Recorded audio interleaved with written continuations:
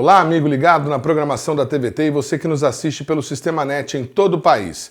Estamos começando mais um programa Brasil Consciência, sua revista semanal sobre ciência, tecnologia e inovação, uma realização do Sindicato Nacional dos Servidores Públicos Federais na área de ciência e tecnologia do setor aeroespacial. No programa de hoje nós vamos falar sobre um dos assuntos que a gente mais acompanha na trajetória desse programa. Eu estou falando da construção e do lançamento do satélite Amazônia 1, primeiro satélite de sensoriamento remoto genuinamente nacional e que estava prestes a ser lançado agora em setembro. Devido à pandemia de coronavírus, o cronograma de lançamento terá de ser alterado. Veja na entrevista com o gerente do projeto, Adenilson Silva.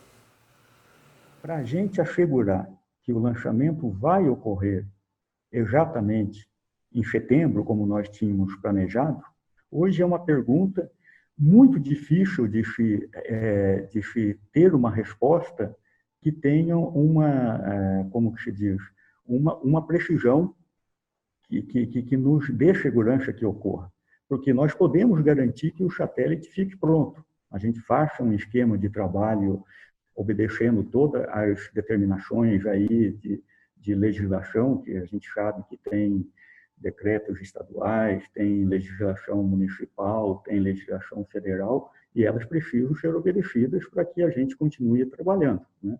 Então, mesmo que num esforço grande que a gente faça, a gente corre o risco de ficar com o satélite pronto, não conseguir levar o satélite para lá, porque para que ele seja lançado em setembro, ele precisaria ir em julho, né? Então, nós estamos falando de pouco mais de 60 dias, um prazo muito curto, dado o cenário que a gente está vendo dessa pandemia.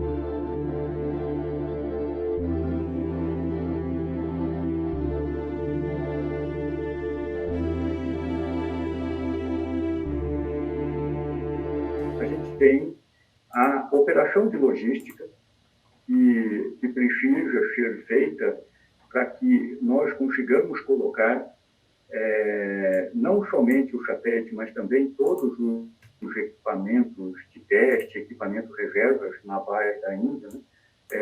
Só para dar uma ideia, é em torno de mais ou menos 23 toneladas de equipamentos que precisam ser levados para lá. E para isso a gente precisa que tenhamos países com fronteira aberta. Nós precisamos de estabelecer toda o local, né, aonde que esse avião vai fazer escala. Temos que ter garantias de que tu não pouse e depois não possa decolar, porque a gente vai estar com um satélite que é um bem extremamente sensível, né? A gente tem também a questão do próprio veículo lançador, tá? Porque assim como nós estamos aqui testando e fazendo a integração do satélite, o veículo lançador está trabalhando em paralelo, né? A gente sabe que a Índia já está em lockdown, né? Que é não é uma restrição como nós estamos aqui, é algo bem mais complexo. A gente tem também o parceiro americano, que é o responsável por fazer todo o gerenciamento de interface para que o lançamento ocorra, porque, como eu já coloquei algumas vezes, o lançamento do Amazônia é um lançamento compartilhado, né? O Amazônia é a carga principal, mas tem 8 pequenos outros satélites que vão junto e tem vários equipamentos dispositivos de interface, né? Aquele que o dispositivo, por exemplo, de separação entre o lançador e o satélite Amazônia 1, ele foi fabricado nos Estados Unidos, tá? Então, a gente depende também de atividades que ocorrem, que estão sendo executadas nos Estados Unidos, mais especificamente em Seattle, né, que infelizmente é um dos focos de coronavírus nos Estados Unidos. E um último ponto que precisa ser considerado também é a questão de pessoal, nossos servidores, que a gente precisa levar para a Índia para fazer a parte de campanha de lançamento, que está estimada em mais ou menos 2 meses, né, 60 dias, a gente tem que fazer toda uma avaliação das condições de saúde sanitárias que estão na Índia.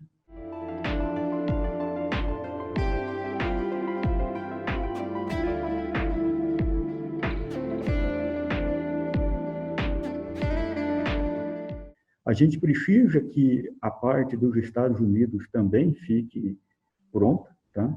E precisamos ter condições ideais para que nós consigamos levar e colocar o pessoal do INPE, né, o pessoal do Brasil, em segurança na Índia. Então, depois de todo esse preâmbulo, né, eu quis dar uma visão global, eu diria o seguinte: a gente tem altíssimo risco, sim, de não conseguir lançar em setembro devido a esses fatores, onde o único que a gente tem controle realmente é a parte de integração e teste do satélite. Todos os outros que eu acabei comentando, eles são, na nossa avaliação aqui, e eu acho que não tem outra forma de ser feito, eles são elementos externos, que a gente não tem nenhum controle sobre ele.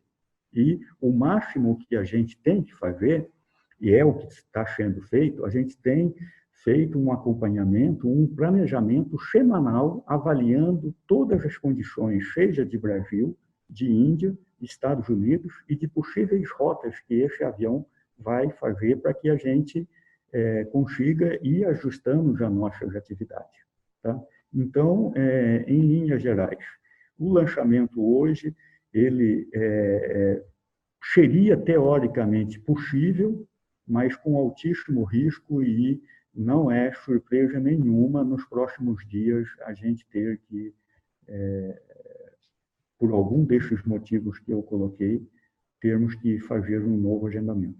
Nós estávamos rigorosamente em dia com todos os planos, tínhamos previsto uma simulação de carga e descarga agora para o mês de maio, né, mais ou menos em 15 de maio, onde o container do satélite ia ser colocado num caminhão, no mesmo caminhão que vai transportar o satélite, sair do LIT, fazer aquela trajetória, né, para o pessoal de São José ali da Faria Lima, chegar até no aeroporto, fazer a descarga e retornar, para que a gente garanta tanto a rapidez quanto a segurança dessas operações. E agora a gente está praticamente inviável de fazer esse tipo de operação dentro de 15 dias. Né? Então, todas essas coisas fazem parte daquilo que eu coloquei, que é do nosso planejamento semanal, verificando o que pode ser feito e o que a gente precisa readequar. Tá? Certo. Bom, eu estou compartilhando aqui contigo na tela, neste momento, o teste do painel solar.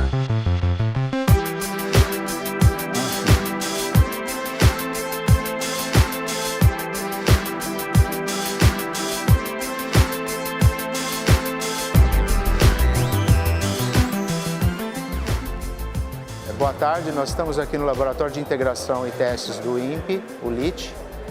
Nós acabamos de fazer o teste de separação do satélite Amazônia.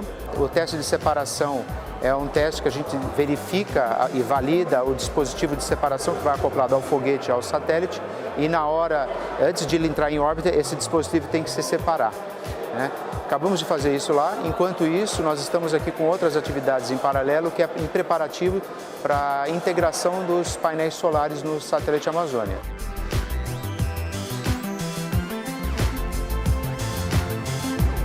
É a primeira asa, o primeiro painel.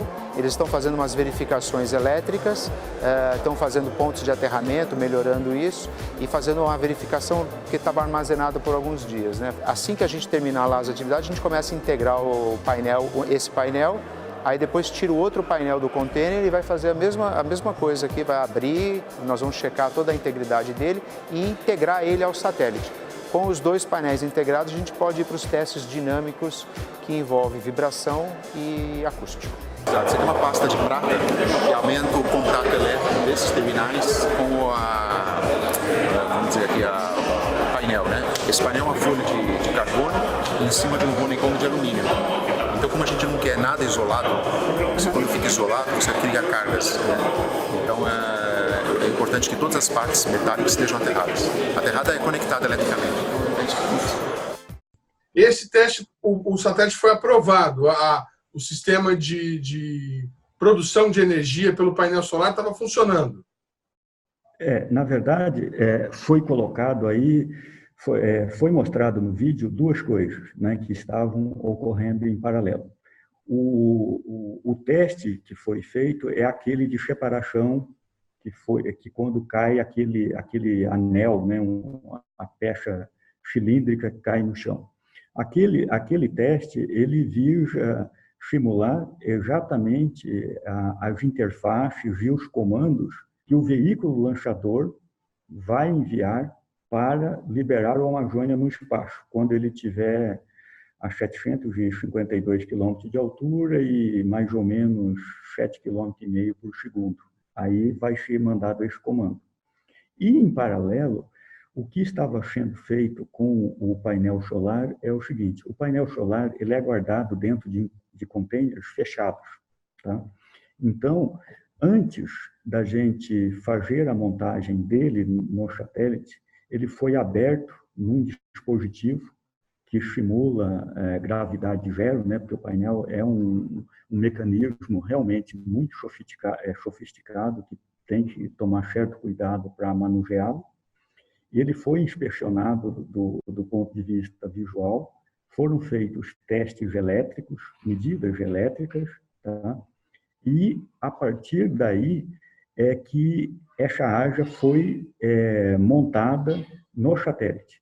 Então, para nós, a parte do painel solar, ela foi como se fosse uma inspeção e verificação. Ela não foi o teste. O teste foi o teste de separação. E aquela AJA que apareceu no vídeo lá, aberta, ela já está fechada e montada no satélite já. Tá? Então, ela foi feita posteriormente disso. Vocês têm um prazo, assim, até tal dia a gente deve dar uma resposta sobre quando vamos tentar de novo, se vamos tentar, como é que vai fazer? Sim, na verdade, a gente também, nós temos que fazer alguns testes aqui no Brasil também, que é o teste que o Guilherme, né, que é o responsável por AIT, comentou naquele vídeo, que é o teste de vibração, acústico e termovácuo. Então, esses testes, eles também precisam ser feitos, que a gente não terminou ainda. O problema maior para realizar esses testes é que requer um número muito grande de pessoas trabalhando em conjunto, que é uma das maiores dificuldades que a gente tem agora, é fazer com que as atividades andem com um número menor de pessoas para obedecer todas as recomendações, vamos colocar dessa forma, ditas e sejam por governos federais, estaduais e municipais. Então, nós temos ainda que fazer alguns testes. Mas mas isto é aquilo que eu disse, é algo que a gente tem um pouco mais de controle. O problema maior é a parte externa, que é toda essa logística e até a segurança da Índia. Então, respondendo agora especificamente a pergunta, né, que você fez. Sim, até porque, como é uma missão que tem outros passageiros, todo mundo tem que saber como que está a cadência, como que está o andamento dessas atividades. Então, a primeira coisa, o nosso primeiro marco agora é dizer: setembro ainda está garantido ou não dá mais? Tá? Esse é o primeiro ponto. E aí, depois, baseado no andamento dessas atividades que a gente tem que executar com um número menor de pessoas, estipular, por exemplo, se caso não seja mais possível setembro, quando que seria essa janela? Então, eu diria que no prazo aí de, no máximo, 1 ou 2 semanas, a gente tem que definir se ainda vamos manter setembro ou temos que buscar um novo planejamento, uma nova data. Tá? Então, tem prazo, sim. Legal. E uma vez, vamos dizer, setembro não dá, né? Decide-se que setembro não vai ser possível. Dá para pensar alguma coisa ainda esse ano? A janela, por conta da necessidade da órbita do satélite, ela teria que esperar até setembro do outro ano para ser lançado? Como é que funciona isso? Não. Nesse ponto, a maior dificuldade realmente não está relacionada com a parte orbital do satélite, porque a janela de lançamento ela ocorre todo dia, mais ou menos uns 40 minutos por dia, que ela depende da latitude, da onde está a base. Então, todo dia você tem uma janela de mais ou menos 40 minutos que poderia ser lançada. A maior dificuldade, realmente, para se definir, caso setembro seja inviável, é a gente estipular uma nova data trabalhando num cenário com tantos elementos externos e elementos com incerteza. Tá? Essa é a dificuldade. Como eu disse, não basta ter o satélite pronto. Eu tenho que quando a gente está em condição normal, é aquilo que eu brinco, né? Eu faço algumas brincadeiras às vezes, que realmente o Amazônia é um desafio enorme, porque quando nós estávamos, eu diria, praticamente em voo cruzeiro, né? Com todo o sistema funcionando, tudo andando conforme nós tínhamos planejado, temos que enfrentar um último desafio, que é essa pandemia mundial aí, que coloca elementos que não são de engenharia, né? Porque engenharia a gente sabe e resolve muito bem, são elementos que realmente é muito difícil de fazer a previsão. Denilson, uma pergunta para você. Existe a possibilidade do Amazônia não ser lançado? Não, na minha visão, jamais isso não existe. Está superado Porque, isso? Não, com certeza. Isso a gente tem lançador contratado, nós temos o serviço de logística contratado. Tá? Claro que é a visão que eu tenho. Não sei se a razão da sua pergunta, se existe alguma informação. Não tem informação nenhuma. É só a curiosidade do nosso telespectador e a minha. Caso não seja possível lançar, não, é melhor não. Isso não aconteceria. Não. Eu diria que não existe elemento nenhum, pelo menos daqueles que eu tenho conhecimento, que justifique abortar uma missão num estágio que está o Amazônia e com o planejamento e com tudo pronto. Nós estávamos a menos de 5 meses de um lançamento. Entendeu? Nós estávamos a menos de 5 meses. Esse é o que realmente me dá muita angústia, porque nós estávamos muito perto. Muito perto. E só agora... para que o telespectador de casa saiba, vocês começaram a desenvolver a PMM, que abriga o Amazônia, quando? O módulo de serviço, né, que é a PMM, ela foi começada no início de 2002, 2003, por aí. 2002, 2003. E o satélite, propriamente dito, começou a ser desenvolvido quando? O Amazônia 1 ele começou a partir de 2008, foi quando definiu como se diz, a carga útil, né, do satélite. 12 anos de trabalho, e agora deu uma pandemia bem no momento final de fazer o lançamento. Exato. O que é interessante deixar claro também, né, porque quando a gente fala em prazos e não dá muito elemento, pode parecer, nossa, mas por que levou tanto tempo?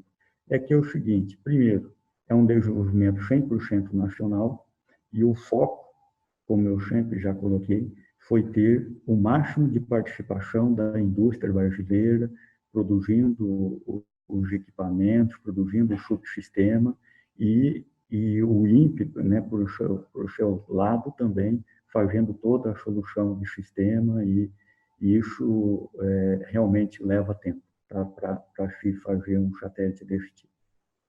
Uma última informação, a gente viu ali nas imagens, né, março, abril, o pessoal trabalhando no INPE no desenvolvimento do satélite dentro do LIT, o Laboratório de Integração e Testes. Para que o telespectador em casa saiba por que as pessoas podem trabalhar ali dentro, até uma questão da filtragem do ar, e quais foram as providências que vocês adotaram para tentar minimizar os riscos ali no encontro dos funcionários, ao chegar, ao sair. Sim, então, essas imagens que foram mostradas, elas foram feitas antes, como eu disse, lá no início de março, seguramente antes da segunda semana de março, né? Agora, primeiro, que as atividades foram reduzidas ao limite extremo, não tem mais tantas pessoas lá dentro, todos utilizam máscaras e têm condições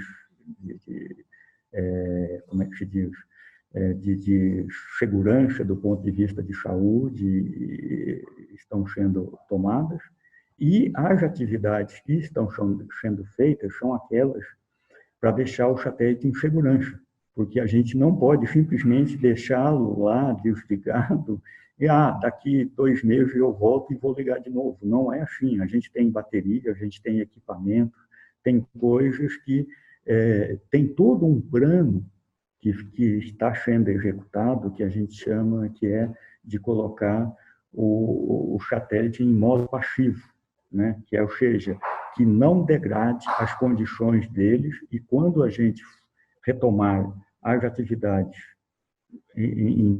com toda digamos, toda a força de trabalho, ele esteja nas mesmas condições que nós deixamos, tá? Então, basicamente, o que foi feito nesse período de restrição mais severa foi cuidar da segurança do satélite, e foram feitas algumas atividades também em que se requeria no máximo 2 ou 3 pessoas dentro de um ambiente, tomando os cuidados que são necessários.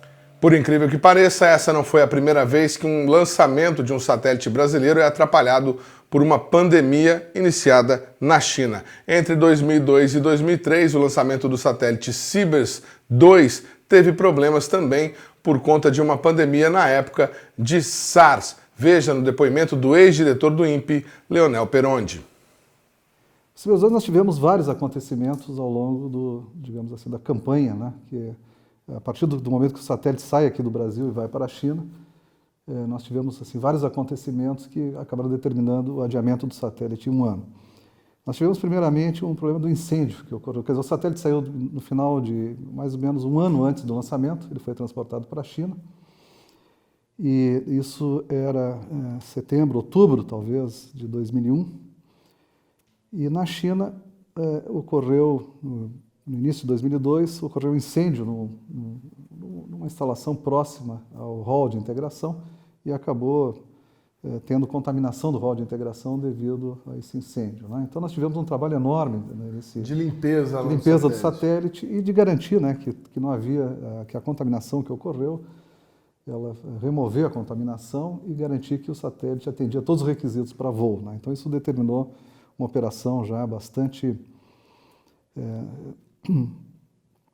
assim, elaborada, né, das equipes chinesas e brasileiras, né, com relação ao Sibers 2.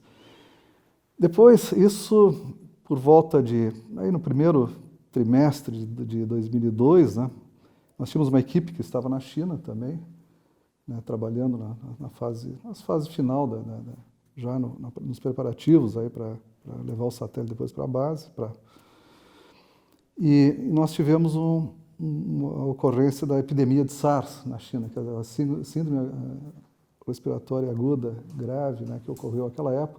Mas o importante era que o lado chinês, né, eles eram muito, assim, eles tinham uma posição de não parar nada, né, porque, claro, se você tem uma epidemia, né, que é bastante agressiva, os números são bastante assustadores, né? A China é um país de 1 bilhão e 300 milhões de habitantes. Se você parar tudo, você vai ter um caos num país como esse. Então, o governo chinês, num dado momento, ele emitiu, digamos, uma diretiva, né, para todos os seus órgãos, que nada poderia parar, né? Claro que você teria que conter a propagação, a contaminação.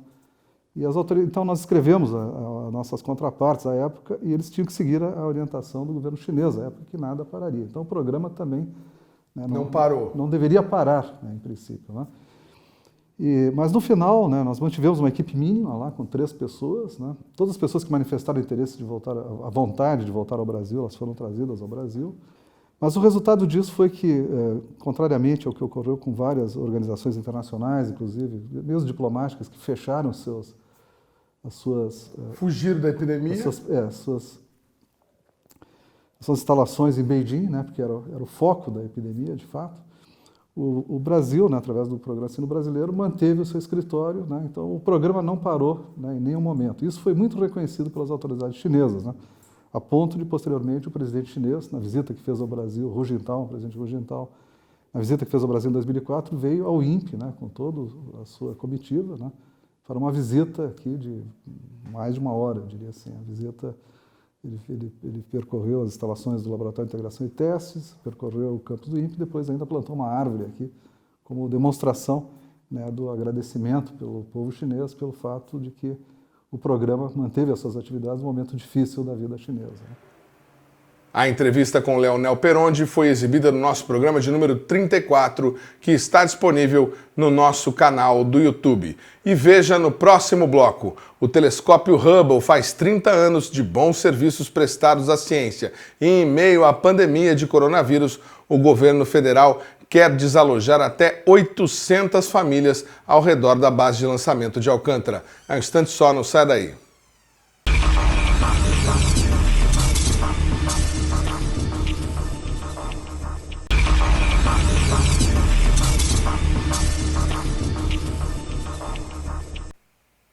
Segundo bloco, o programa Brasil Consciência de volta, trazendo agora informações sobre o CLA, o Centro de Lançamento de Alcântara. Em meio à pandemia de coronavírus, o governo federal editou medida que permite desalojar até 800 famílias em mais de 20 comunidades quilombola na região de Alcântara. Acompanhe. O presidente da República, ao invés de se preocupar com a pandemia do coronavírus, com tudo que isso representa no setor de saúde, as dificuldades que a população está enfrentando, o pagamento daquilo que nós já aprovamos, que é esse auxílio emergencial de R$600, ao invés dele se preocupar com isso, ele está se preocupando em fazer mais maldades contra o povo. Eu quero aqui registrar que o governo federal baixou uma resolução planejando a expulsão das comunidades quilombolas em Alcântara. Aquilo que nós alertamos no nosso voto, quando da votação do acordo de salvaguardas, hoje está se confirmando com essa decisão do governo federal. Então, é preciso que o presidente da República coloque a mão na consciência, tome juízo, respeite o povo, procure fazer aquilo que é sua obrigação, ao invés de ficar perseguindo os mais pobres, sobretudo aqueles que mais precisam.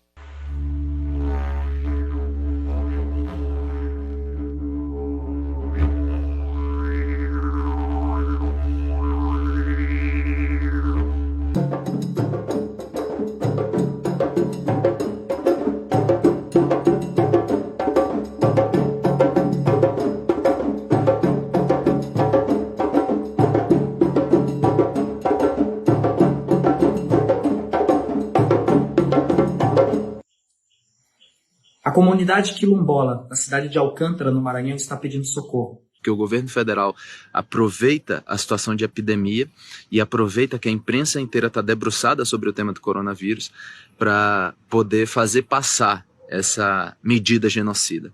E o Trump quer fazer isso exatamente agora. Isso atinge diretamente 800 famílias e 30 comunidades que vivem em seus territórios na cidade de Alcântara, no Maranhão, desde o século XVII. É preciso manifestar nosso repúdio a essa atitude bárbara e injusta. O bom governo trabalha para o seu povo, nunca contra ele. O povo preto no Brasil merece respeito. Essa ameaça co-iniciou agora não é só apenas a sua liberdade enquanto direito habitacional, mas a sua identidade, a sua história estão em perigo. A maior concentração de territórios quilombolas é ali no Maranhão. Essa região de Alcântara é muito simbólica, é uma luta que representa muitas lutas. Então é responsabilidade mesmo de todo mundo saber o que está acontecendo e fazer o que tiver ao seu alcance fazer. E esse vídeo também é para dizer a vocês, quilombolas de Alcântara, que vocês não estão sozinhos, que a luta de vocês é a nossa luta. Consideramos a medida arbitrária e totalmente ilegal, uma vez que ela afronta diversos dispositivos legais de proteção dessas comunidades remanescentes quilombolas, bem como tratados e convenções internacionais referidos aos direitos destas comunidades.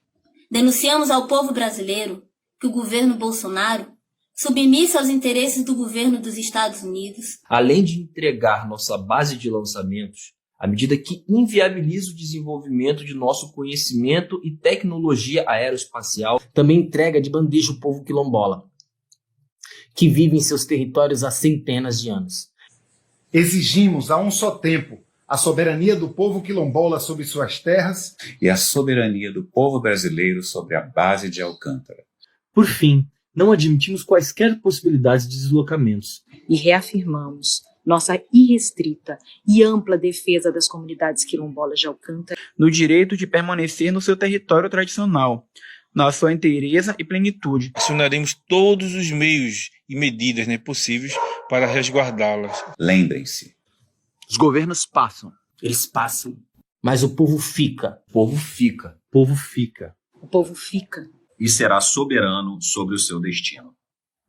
Portanto, governo brasileiro, respeite a comunidade quilombola e os territórios da cidade de Alcântara, no Maranhão.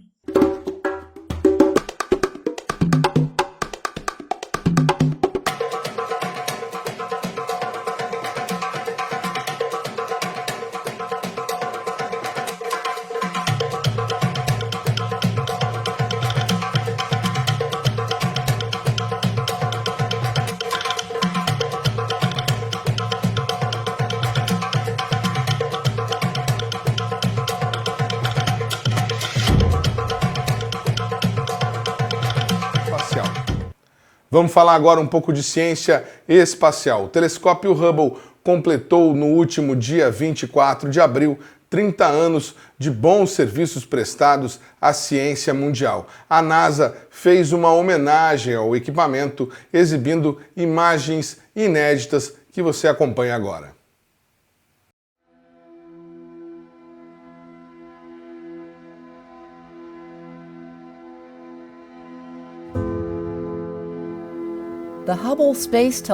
O telescópio espacial Hubble nos deu uma imagem incrível para seu aniversário de 30 anos.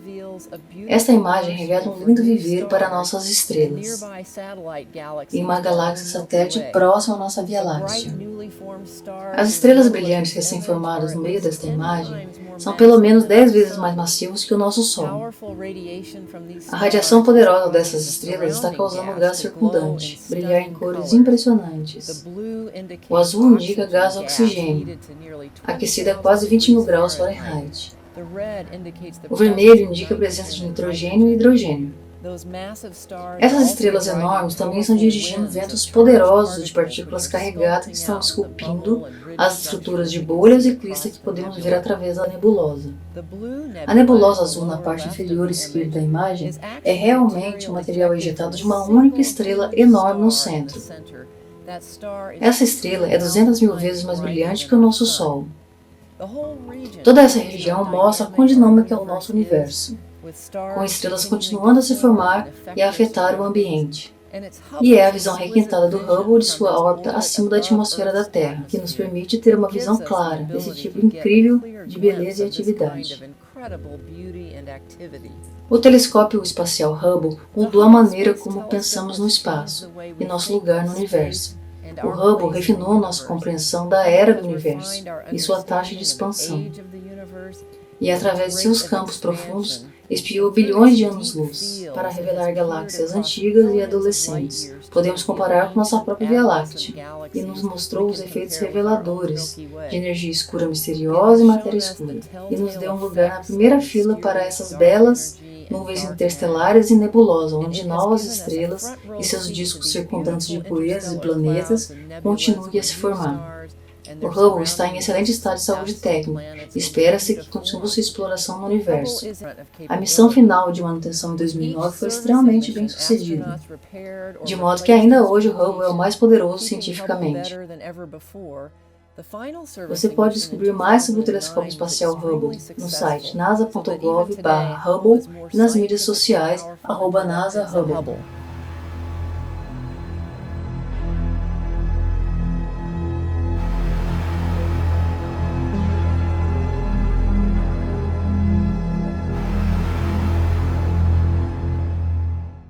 O programa Brasil Consciência vai para um rápido intervalo, mas veja a seguir. 8 meses após a traumática saída de Ricardo Galvão, INPE tem edital aberto para a sucessão na diretoria. Um instante só, não sai daí.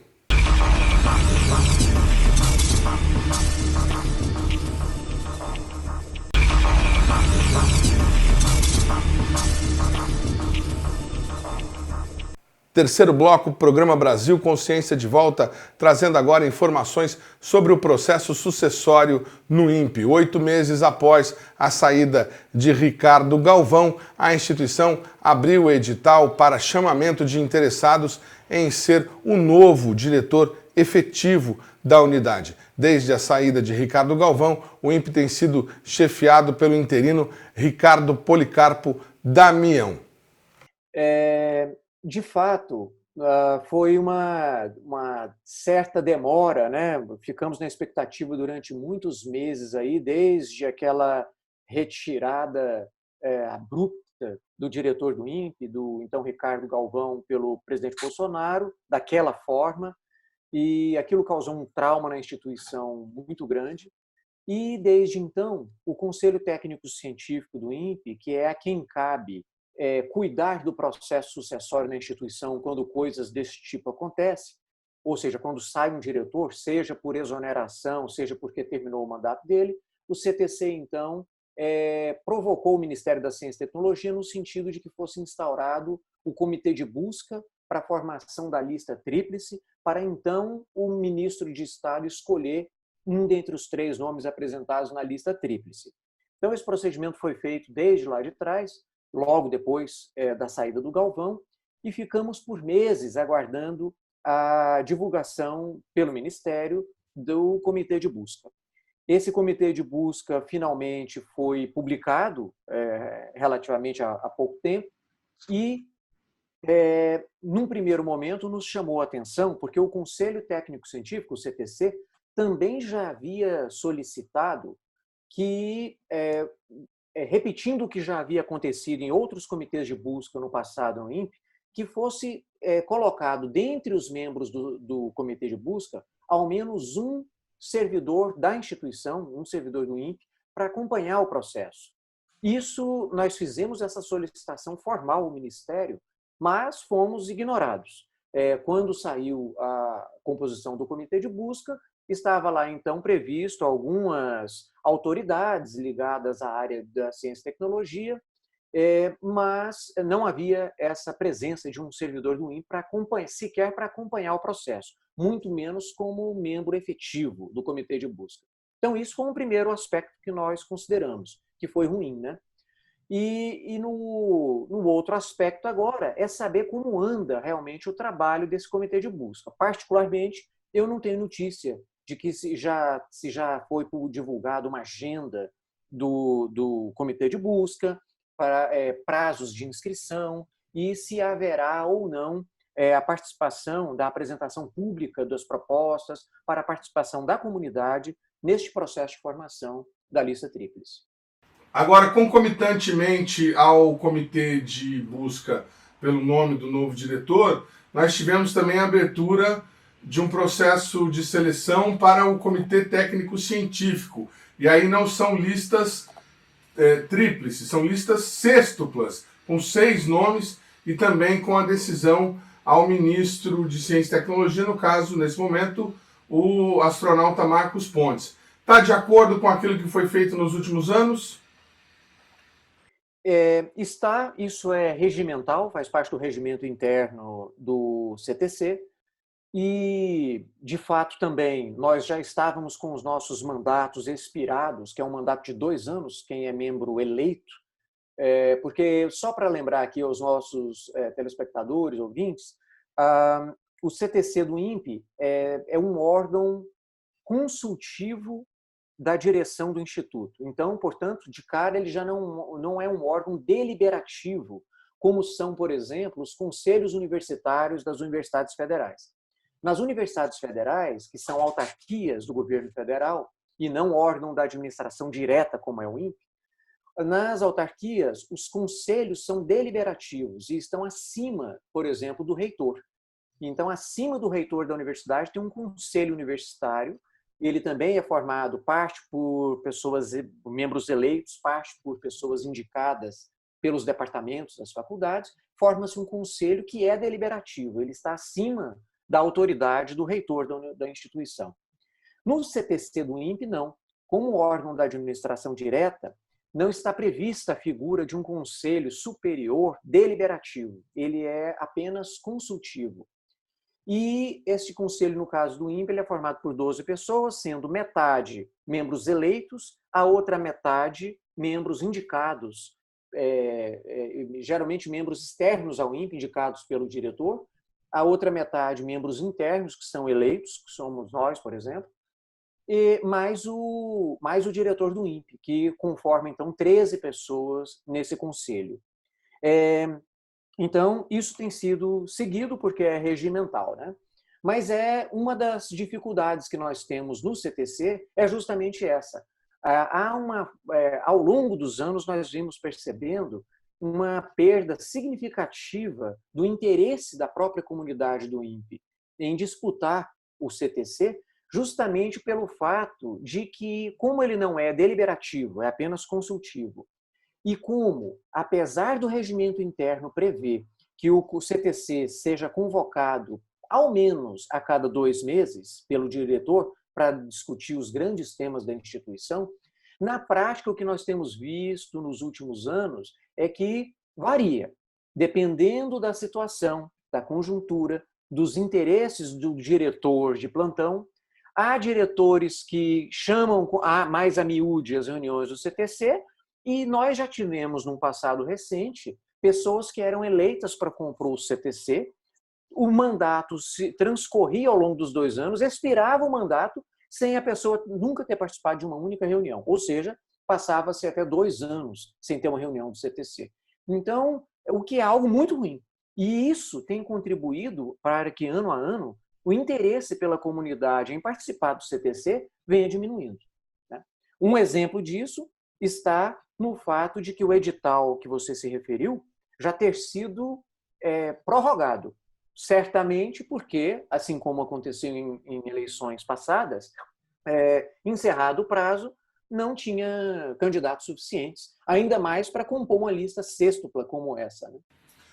Tem que ter bastante gente para conseguir fazer 2 listas sextuplas, 12 pessoas indicadas. Bom, o edital para a seleção do novo diretor do INPE foi publicado no dia 14/4, na seção 3, páginas 7 e 8 do Diário Oficial da União, e os candidatos têm até o dia 31 de maio para encaminhar os documentos ao endereço citado lá no edital. Os documentos exigidos para a candidatura incluem uma carta com a solicitação da inscrição, acompanhada de um memorial explicitando a capacitação do candidato, que deve ser, obviamente, relativa aos requisitos básicos, um currículo Lattes atualizado, incluindo a produção científica do candidato, e um texto de até 5 páginas descrevendo a visão de futuro que o candidato tenha para o INPE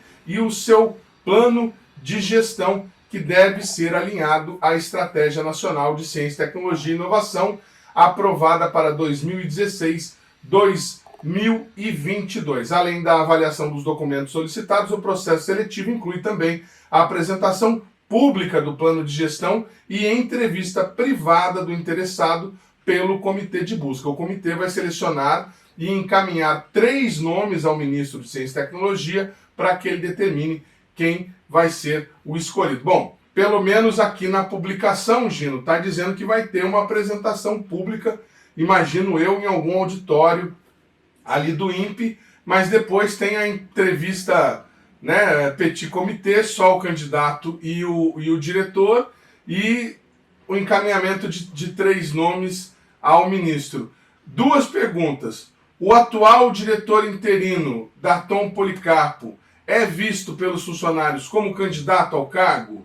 Segunda pergunta. Vocês acreditam na lisura do processo? Vocês acreditam que o Ministério esteja disposto a ouvir indicações de pessoas competentes, ou já há um escolhido e esse processo é meramente um processo pro forma para cumprir a legislação? Exato. De fato, essa formação, né, a montagem do comitê de busca para a formação de lista tríplice, para a escolha do novo diretor efetivo do INPE, também cumpre uma determinação regimental, né? O regimento interno do INPE prevê exatamente este procedimento aí ao longo dos últimos anos. Isso vem valendo. Novamente aqui, cabe, eu acho, informar um pouco o que significa os chamados comitês de busca como processo para a escolha de dirigentes de órgãos públicos, institutos de pesquisa, universidades e tudo mais. Durante algum tempo no passado, principalmente nas universidades, isso não valia tanto para órgãos da administração direta como o INPE, o que se tinha e que ainda se tem é a eleição direta para a escolha dos seus dirigentes, né? Geralmente são eleições paritárias, no sentido de que, no caso da universidade, por exemplo, você dá o mesmo peso para a votação tanto dos professores quanto do corpo técnico administrativo, como dos estudantes, e você forma, então, dá o mesmo poder de voto para essas 3 categorias, segmentos da universidade, e você, então, faz uma eleição direta para a escolha de reitores. Isso, inclusive, tem mudado recentemente, neste governo do Bolsonaro, onde ele já baixou aí portarias, decretos, mudando esse peso, essa paridade na votação entre os 3 segmentos, dando muito mais peso para professor, por exemplo, em detrimento dos outros 2 segmentos, técnico administrativo e estudantes. Já, portanto, desvirtuando completamente o que tem por trás do que seria a ideia, a concepção democrática de uma escolha dos dirigentes daquelas instituições.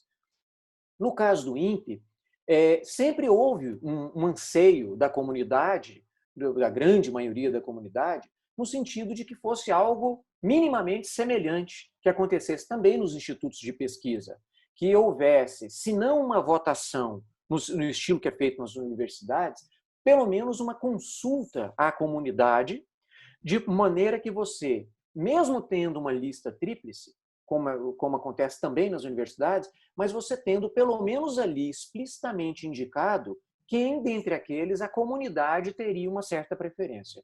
E aí o presidente, no caso, poderia escolher dentre qualquer nome, mas ele teria que assumir pelo menos o ônus político de escolher alguém que não foi aquele escolhido pela maioria da comunidade. Então esse é um processo muito mais legítimo, ainda que não seja 100% democrático, que seria aquele em que o eleito pela comunidade fosse de fato o que fosse empossado, mas pelo menos você abre um debate com a comunidade, você força para que os candidatos apresentem suas propostas e tentem convencer a comunidade de que sua proposta é melhor, e você tem um debate político que depois, ao fim e ao cabo, gera aquela lista tríplice com a preferência da comunidade.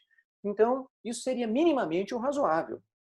E que é a ansiedade, o que vem sendo a busca da comunidade nos últimos tempos. Nesse sentido, o processo atual, como ele está, eu concordo com o que você colocou. Na verdade, ele é um processo que vem apenas dar uma mescla de que haveria um processo democrático na instituição, uma vez que o comitê de busca ele é totalmente formado e escolhido a dedo pelo ministro de Estado. Então, ele já escolhe aquelas pessoas que, mesmo sendo pessoas de renome nacional, da área de CIT, mas pessoas que têm minimamente uma afinidade com ele. Ao formar o comitê de busca dessa forma, onde ele já tem um controle sobre isso, o comitê de busca vai, então, abrir essas regras de apresentação de propostas, vai se reunir, vai formar a lista tríplice, e ele, então, escolhe dentre aqueles 3 nomes, onde provavelmente os 3 nomes já têm ali a sua minimamente alinhado a ele, uma vez que ele escolheu os membros do comitê de busca, sem prejuízo o que tem acontecido em alguns locais, como o próprio Procurador-Geral da República, foi escolhido fora da lista tríplice. Então, mesmo tendo seguido todo o ritual de ter uma lista tríplice, ainda foi escolhido um outro nome fora dessa lista. Então, a margem de manobra do governo em fazer o que quiser nesse processo é muito grande, a ponto de que, da forma como está, nós não podemos chamar de que esse processo é democrático. De democrático ele não tem nada. Ele é minimamente uma maneira de dar uma mescla de que existe esse processo de seleção semipúblico, uma vez que parte do procedimento é feito alguma entrevista, que agora nós nem sabemos por conta da pandemia, mas mesmo que seja via internet, deve haver alguma entrevista pública e tudo mais, e depois toda uma entrevista interna até se chegar à lista, né? De maneira que, resumindo aí, particularmente, eu não acredito nesse processo de que ele tenha nada de democrático, né? Não só agora, os anteriores também. Sobre a outra parte da sua pergunta, com relação a candidatos, né? Esse tipo de procedimento, pela sua própria natureza, de cara, de pronto, já afasta algumas candidaturas. Muitas pessoas, e nós temos tido contatos com outras pessoas que teriam naturalmente interesse em se candidatar, já teme entrar num processo por, eventualmente, esse processo ser um jogo de cartas marcadas, né? Devido a tudo isso que eu listei anteriormente. Então, de cara, o processo já afasta alguns candidatos. Aqueles que ainda assim querem disputar, reconhecendo este processo como sendo o único que se tem e disputando lá, sabe que tem essas dificuldades, né? O atual diretor, nós não temos nenhuma informação oficial, mas extraoficialmente nós temos conhecimento de que ele tem interesse em ser um dos candidatos e claro, ele tem legitimidade para tal, né? Ele já é o diretor interino atual e tem, como qualquer outro cidadão, para ser candidato a diretor do INPE não precisa sequer ser servidor público, você pode ser qualquer cidadão aí brasileiro que tem experiência na área de ciência e tecnologia, que tenha as prerrogativas ali, que seja doutor. O único requisito formal, porque todos os outros requisitos, se você olhar no edital, são requisitos subjetivos. Ter reputação ilibada, ser uma pessoa de renome na área de CIT, e tudo isso é subjetivo. O único pré-requisito objetivo é ser portador do título de doutor. E então, cumprindo esse requisito, qualquer um pode ser candidato, e nós temos a expectativa, sim, de que o atual diretor interino, Darton Policarpo Damião, deve ser, sim, um dos candidatos a uma das vagas nessa lista tríplice. Eu sei que essa não é sua área, Gino, mas vamos fazer um exercício de futurologia aqui. Qual é o futuro do INPE nas mãos do atual governo? Esse aí é um debate que talvez poderia ser feito com muito mais propriedade, de forma mais aprofundada, justamente num momento como esse, de processo de sucessão na direção do Instituto. Como eu disse, se nós tivéssemos um processo minimamente democrático, digno do nome, onde a gente tivesse, então, muito mais debates, apresentação de candidaturas junto à comunidade e escolha por um processo de votação, certamente um debate como esse estaria na ordem do dia para guiar a comunidade na escolha dos seus candidatos. E isso seria, então, objeto de um amplo debate, né? O futuro do INPE, o que se espera e tudo mais. O que nós temos atualmente é uma perspectiva muito sombria, no sentido de que nós estamos indo aí para o lançamento de 2 satélites que já vinham sendo trabalhados há anos, né? Que é o Cibers, que foi lançado, e agora restando o último, que é o Amazônia, Amazônia 1, que ainda, por conta da pandemia, deve ter algum atraso no cronograma, mas provavelmente sendo lançado ainda este ano. E depois disso, nós já não temos grandes expectativas de novas missões, grandes missões de satélite no Instituto, muito menos em termos de expectativa financeira para dar cobertura a uma missão desse porte, né? Então, isso só para citar a minha área, que é a área de missões de satélite, a área de satélite. O INPE é muito maior do que isso, né? Tem toda a sua parte de observação da Terra, de previsão de clima e tempo e tudo mais. Mas, de uma forma geral, nós temos, né, essa dificuldade em termos de recursos financeiros, em termos de carência com novas contratações de servidor público. Nós temos algumas áreas muito mais críticas do que outras, de maneira que existe um déficit aí estimado de, no mínimo, 300 servidores para o Instituto, no mínimo, podendo ser muito maior, se for considerar aí todas as áreas e tudo mais. E o que nós temos, por outro lado, ainda mais agora,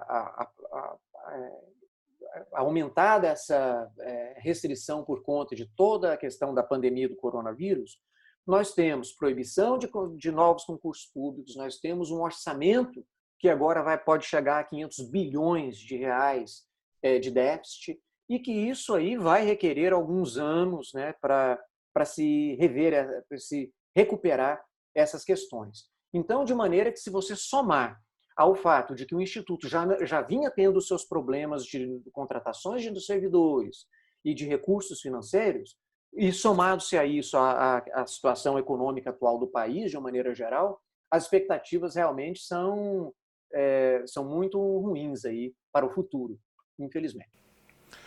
O programa Brasil Consciência de hoje vai ficando por aqui. Você que nos acompanha pela internet deve continuar acessando a nossa página no YouTube, que está aí para você na tela neste momento. Você que quiser acompanhar os demais programas produzidos pela rádio do SINDI-CT deve acessar a nossa página no Facebook. Se você quiser falar conosco, enviar alguma sugestão, esclarecer dúvida ou fazer alguma reclamação, pode usar o nosso endereço eletrônico, que também está para você na tela neste momento. Muito obrigado pelo carinho da sua audiência, pela sua companhia, e até semana que vem. Tchau!